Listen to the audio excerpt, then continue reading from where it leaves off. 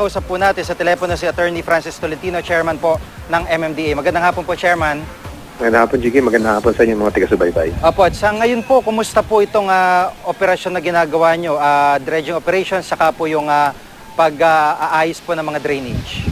Ito pong naririnig ko na mamonitor ko sa San Juan River. October pa ho kami nagsimula dyan. Opo, nga po. Hiniram namin yung water master ng DPWH kasi sila lang ang meron yan, kaya ginagamit po yan dyan. Pero October pa ho yan, matapos mabuo natin yung 42 barangays na sumasaklaw sa San Juan River mula Quezon City, Manila, San Juan at saka kasama po ang bahagi ng Mandaluyong. So organisado po yan. Unti-unti po gusto namin mapalapad at mapalalim. Narinig ko na tamaan na yung adobe, yun na po yung pinaka-flooring.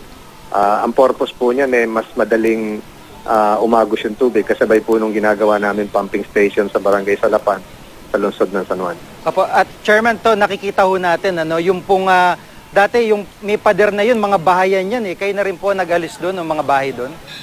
Meron po mga nag-voluntary relocation yan. Hindi ko po nakikita visually yung binabanggit nyo. Pero may mga ilan dyan na nag-relocate na voluntarily at yung iba ho siguro pag pinatupad na yung programa ng relocation. Opo, yung nakita ho namin dati nung habagat yung San Juan River talaga umapaw, inabot po yung sa mga barabarangay Makali po San Juan na hanggang dibdib o lagpas tao pa yung tubig.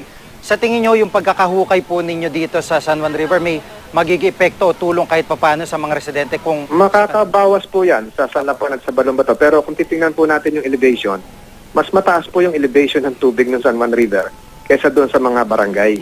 Mas mataas po yung tubig kaysa doon sa kalye. Kaya kaunting kahit po 12.88 noong nakaraang tag-ulan, nakaraang araw, nagkaroon po ng backflow doon sa Salapan at Balombato dahil 13.2 ang critical level na mag-overflow na yan. So, kahit hindi po ma-reach yung critical overflow level, may backflow talaga dahil mas mababa po yung lugar, yung elevation, topography ng karsada kaysa doon sa tubig. So, yung ginagawa po natin dyan, may pumping station tayo, although hindi pa tapos, tuloy-tuloy po yan. Pero itong ginawang dredging sa pakikipagtulungan din sa DPWH, malaki pong tulong po yan. Apo, at Chairman, ito pong siguro panghuling salita po, paalala po dun sa mga kababayan natin na hanggang ngayon talaga hindi pa rin nagbabago sa kanilang pagtatapon ng basura sa mga estero?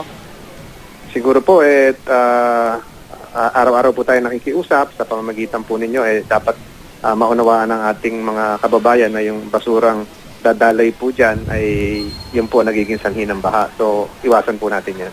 Apo, maraming salamat po sa Attorney. Maraming salamat po at magandang hapon. Apo, Attorney Francis Tolentino po, Chairman ng MMDA.